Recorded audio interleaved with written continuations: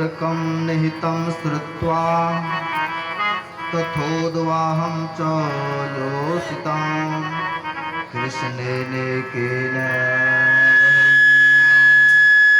तद्दृक्षो समहनारदः।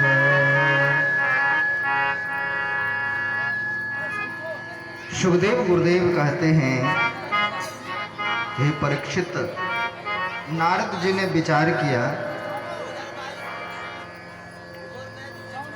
कि जिन स्त्रियों का संग करके जीव नारकीय बन जाता है और भगवान श्री कृष्ण तो 16,108 पत्नियां हैं, भला उसका क्या होगा? किस हालत में वो जीता होगा? कैसा उसका जीवन होगा? किस तरह से वो अपना जीवन निर्वाह कर पाते होंगे?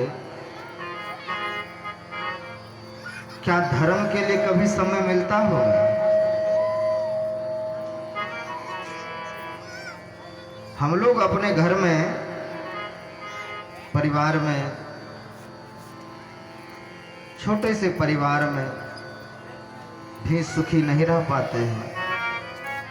नारद जी को यही सोच है कि भगवान का जो इतना बड़ा विराट परिवार है, वो कभी भी धर्म कर्म नहीं कर पाते हैं। कैसे जीवन निभाता हो? कृष्ण की न वही नाम तो दिदृक्षुस्त्व नारद। देखने की इच्छा से नारद जी पहुंच गए और जब वहां पहुंचते हैं, संसार कूप पतितोत्तरणावलंबनम ध्यायश्चराम्यनुगृहीतां यथा स्मृति स्यात्। जिस चरण के ध्यान करने से संसार रूपी इस कूप में गिरे हुए जीव अपने परम धाम पहुंच जाते हैं। बार बार क्यों छेड़ते हैं? बढ़िया से बनाइए ना। उन चरणों का ध्यान करके यह जीव अपने एकत्व के भाव को प्राप्त कर लेते हैं। तो जैसे भगवान के गृह में रुक्मिणी जी के घर में प्रवेश करते हैं, तो भगवान को किस हालत में देखा? योग माया विवित्सया योगेश्वरेश्वराय संगम। योग में वो स्थित है, ध्यान के मुद्रा में है। जैसे नारद ऋषि गए पूजितः परया भगत्या, श्रेष्ठ भक्त समझ करके रुक्मिणी जी ने उसका स्वागत किया, सत्कार किया, भोजन पानी पवाए, भगवान से मिले और तुरंत वहां से निकले। तो फिर कहाँ चले गए? दूसरे पत्नी के दूसरे गृह में। और दूसरे गृह में जाकर के देखते हैं तो भगवान क्या करते हैं? गोविंदम लालयंतम सुतां शिशुं बुर्हीनो ब्रह्मन् जपेन क्षोभं कुरुः। जप करते हुए अपने पोते को गोद में लिए हुए और जप कर रहे। तीसरे घर में गए तो पंचाभिमुखे यजंतम, यज्ञ कर रहे। अन्य घर में गए तो भोजांतम द्विजम कापी, द्विज को, ब्राह्मणों को, महात्माओं को भोजन पवा रहे हैं। और क्वापी संध्या मुपासीनम जपंतम ब्रह्मवाग्यत। तब तक शाम हो गए। जिस घर में जाए तो वहां भी भोजन पाने पूछे भगवान। तब तक संध्या काल हो गया। सब घर में नारद ऋषि प्रवेश करके देखते हैं तो भगवान एक जगह संध्या काल में बैठ करके ध्यान करने। त्रिकाल संध्या, सुबह की, दोपहर की और शाम, इन तीनों संध्याओं को भगवान करते हैं। जिस जिस घर में गए तो भगवान को धर्म कर्म में लगे हुए देखा। कहीं पेड़ लगा रहे हैं, कहीं पानी दे रहे हैं, कहीं स्वाध्याय कर रहे हैं, कहीं जल क्रीड़ा कर रहे हैं, कहीं बच्चों को पढ़ा रहे हैं। सलंकृतम इतिहास पुराणम श्रवण मंगलानि च, बच्चों को इतिहास पुराण पढ़ा रहे हैं। तो घर में जो है माता पिता, वो अपने बच्चों का भी ध्यान रखना चाहिए। सिर्फ स्कूल से क्या पढ़ के आया, घर में पूछना चाहिए क्या अच्छा क्या बुरा। एक घर में मैं गया था, वो हेडमास्टर ही है वो अपने बेटी को कोई अंग्रेजी स्कूल में, ईसाइयों के स्कूल में भर्ती किया। तो हमें तो पता है क्या क्या होता है। उसने कभी बच्चे से पूछा तक नहीं। मैं पूछा बताओ नूनू, वहाँ पढ़ने में कोई तकलीफ भी होती है? कहने तकलीफ नहीं होती, बढ़िया से पढ़ते हैं। का खाने में क्या बताऊं, डर से पापा को बोलता नहीं हूँ, वो भात में अंडा घुसा देता है। सुन रहे हैं बच्चे की बात? आप जिस स्कूल में दिए हैं पढ़ने के लिए, अंग्रेजी तो पढ़ लेगा बच्चा, संस्कार रखने नहीं देगा। का बाबा खाने से पहले एक एक करके चेक करता हूँ, कहीं अंडा मिलता है, कहीं कुछ मिलता है। ईसाइयों का स्कूल तो इसीलिए है, लोभ लालच में लोग उधर घुसे और उसको ईसाई बनाया जाए। तो शिक्षा के नाम पर भी ये सब गद्दारी होता है देश में। बच्चों को भ्रष्ट कर दिया, बुद्धि खाने में अच्छा लगा, धीरे धीरे खाने लग जाता है, ईसाई में दीक्षित हो जाता है। ऐसे करके घटता है जनसंख्या, और कैसे घटे? तो कई तरह से पढ़ाना होता है, इसलिए बच्चों को पूछना चाहिए क्या पढ़े नहीं पढ़े। तो भगवान ये सभी कर्म करते हैं। इतिहास पुराण अपने बच्चे को सुनाते हैं। जब बाप ही नहीं पढ़ेगा तो बेटा कहाँ सुनेगा? अपना इतिहास जानेगा तब ना बच्चे को पढ़ाएगा। क्या हुआ, पुराणों को पढ़ेंगे तभी तो, सुनेंगे तभी तो। संस्कारवान बनाना आपके हाथ में है। हसंतम, ऐसा नहीं कि घर में जाए तो सब साइलेंट हो जाए कि आ गया अब चुप रहो, एकदम बोलो नहीं। कभी हंसी मजाक का भी माहौल रखिए घर में, सब आपसे डरे, ऐसा भी नहीं। भगवान क्या करते हैं? हास्य कथायाम क्वचित, कहीं हास्य कथा करते हैं, बच्चों को, परिजनों को, परिवारों को हंसाते हैं। क्वापि धर्म सेवानार्थम ध्यायंत मेकमासिनम पुरुषम प्रकृति परः। देखिए बार बार ध्यान की बात आती है कि भगवान परिवार को संभालते हुए भी ध्यान को नहीं छोड़ा है। अपने आत्म स्वरूप के ध्यान में तन्मयता पूर्वक भगवान लगे रहते। इतना बड़ा परिवार होने पर भी आप लोगों को छोटा सा परिवार है, फिर भी कहते हैं ध्यान का वक्त नहीं मिलता है। तो गुरु महाराज कहते थे मरने का वक्त मिलेगा। नारायण जब अंत समय में यम पकड़ेंगे बाह, उनसे भी यही कहियो अभी तो फुर्सत ना। क्या कह पाएंगे? भगवान कृष्ण का इतने बड़े खानदान, इतने बड़े परिवार, 16,108 गुना 11 करके देखिएगा घर में कितना इसके बाल बच्चे होते हैं। फिर उनसे पोते पोते का फिर विवाह, कितना बड़ा खानदान। तो एक आसन पर बैठ करके भगवान ध्यान कर रहे हैं। सुश्रुतम गुरुनाम क्वापि, कहीं गुरुदेव आ गए तो उसकी सेवा में लगे हुए हैं। एक बार दुर्वासा ऋषि आए, बगीचे में ठहरे हुए थे। संवाद भेजवाया कि जाओ कृष्ण को भेजो। तो भगवान कृष्ण दौड़ते हुए गए बगीचा, अपने रथ को लिए रुक्मिणी जी को चढ़ाए और बहुत तीव्र गति से निकले, कहीं दुर्वासा जी घर पर ना आ जाए। क्योंकि घर पर राम अवतार में आए थे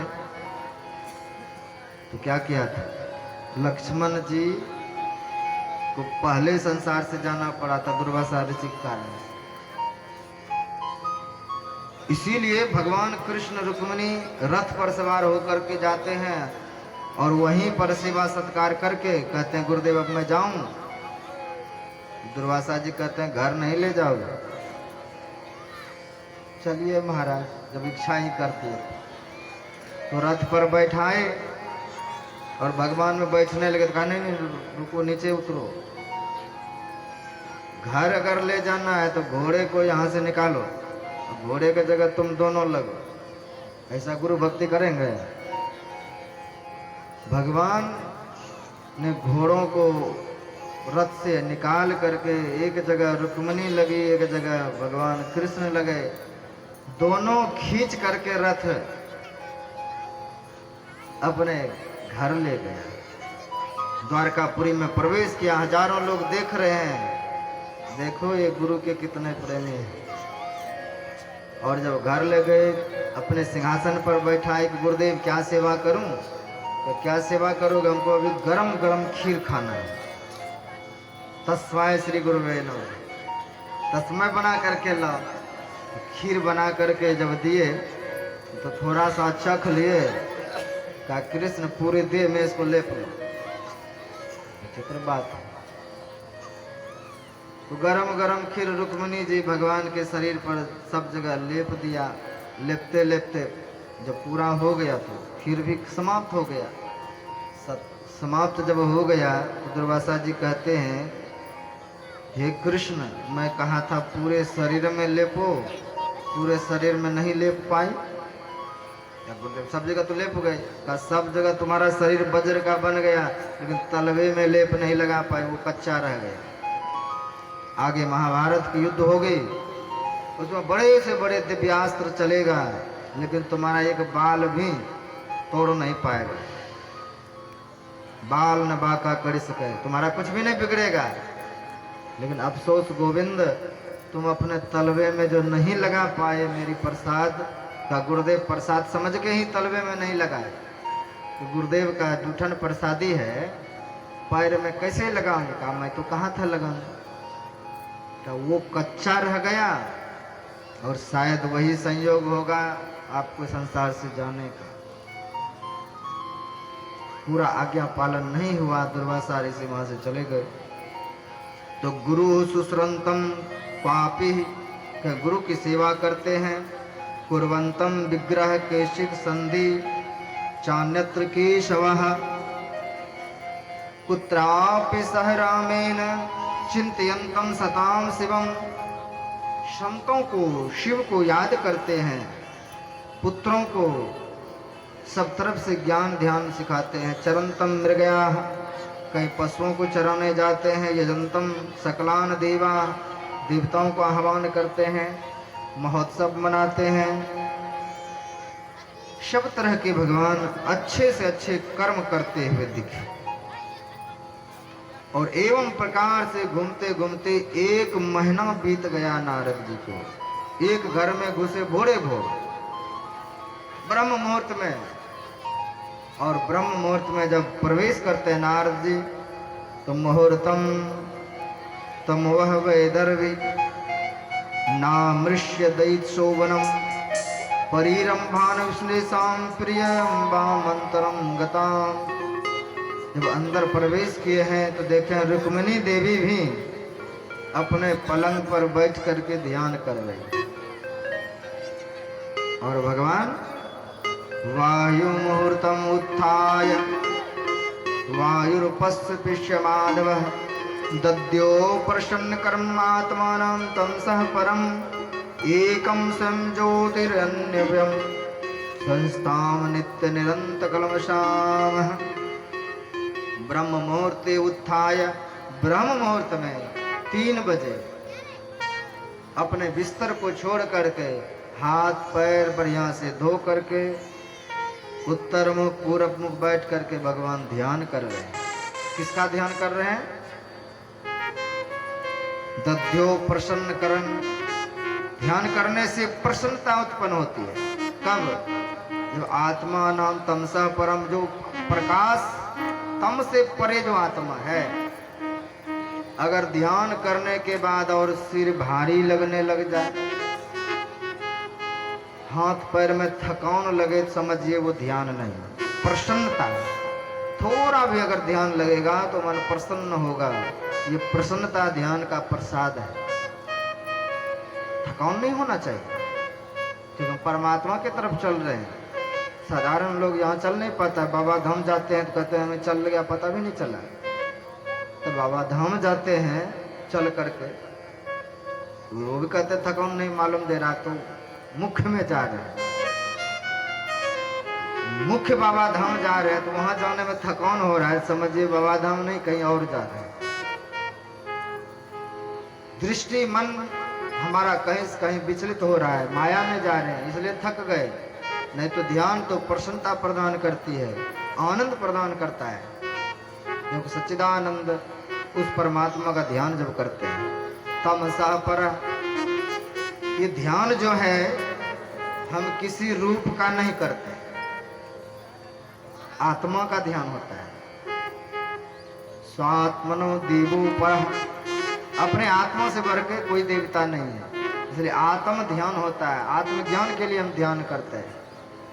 इसलिए यहाँ किसी भी देवी देवता, किसी भी रंग रूप का नहीं, एक का ध्यान बताया गया जो तमसा परा है।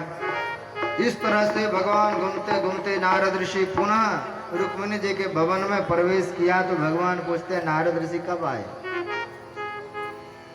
तो कहते हैं महाराज मैं गया ही कब, 1 महीना से तो आपके घर का भ्रमण कर रहा हूं। एक घर से दूसरे घर में जाते भगवान अनजान हो जाते हैं, आप कब आए? क्योंकि सब घर में भगवान विद्यमान है। और जब भगवान वहां से निकलता है रुक्मिणी के भवन से, तो सब भवन से भगवान का शरीर निकलता हुआ दिखाई देता और उसमें विलीन होते जाता है, एक बचता है। फिर इधर से जाता है तो एक एक शरीर प्रवेश करते जाता है, फिर अनंत हो जाता है। तो परमात्मा इसी तरह से हम सबको बनाया है, एक एक करके निकाला है, फिर प्रवेश कर लेगा। लेकिन प्रवेश करने के लिए हमको थोड़ा मेहनत करना पड़ेगा। शास्त्रों में लिखा है कि मनुष्य अपने प्रयास से, जैसे गेहूं के लिए आपने बहुत प्रयास किया तो गेहूं उपजा है, धान के लिए प्रयास करते हैं तो धान उपज जाता है।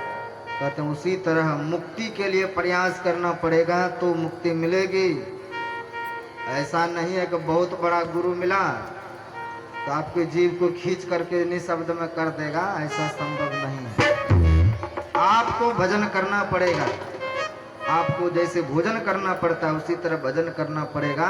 इसलिए कबीर साहब कहते हैं पंडित वाद वदंती झूठा, राम कहे दुनिया गति पावे।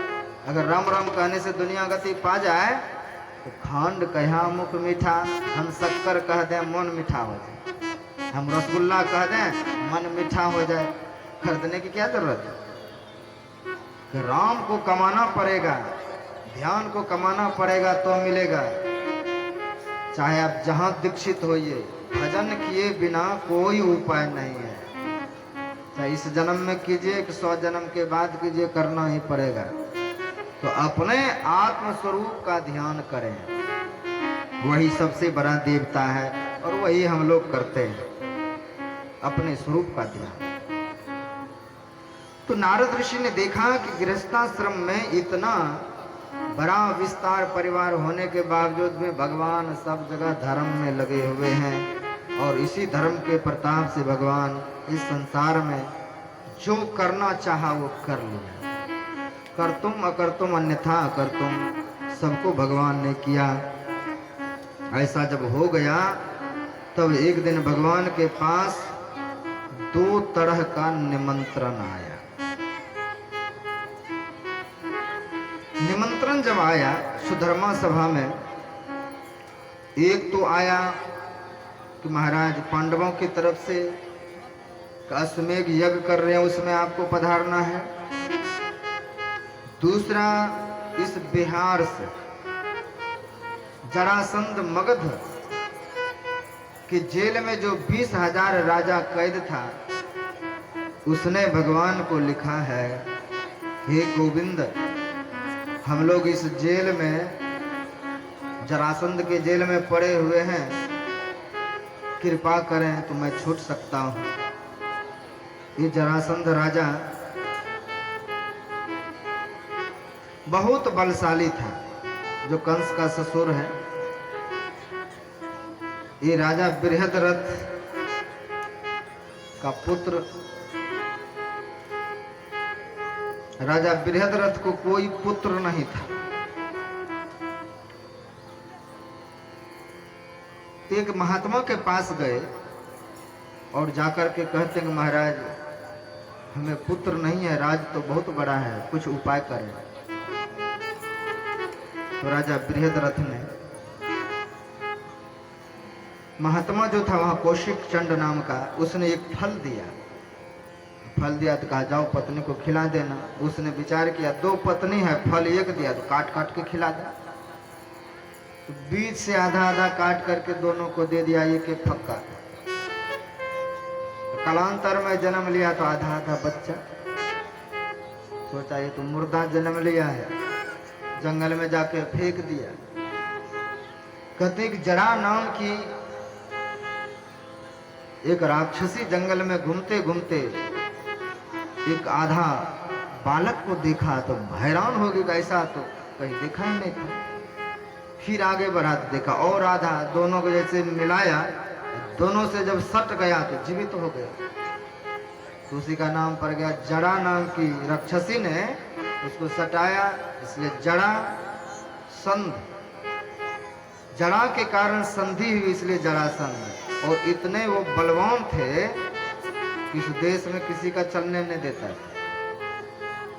सब राजा को जीत करके उसका मुकुट छीन करके अपने जेल में बंद कर देता था और राज अपने हाथ में कर लेता था। ऐसे जरासंध। ये जरासंध है कौन? कहते जरा नाम है बुढ़ापा।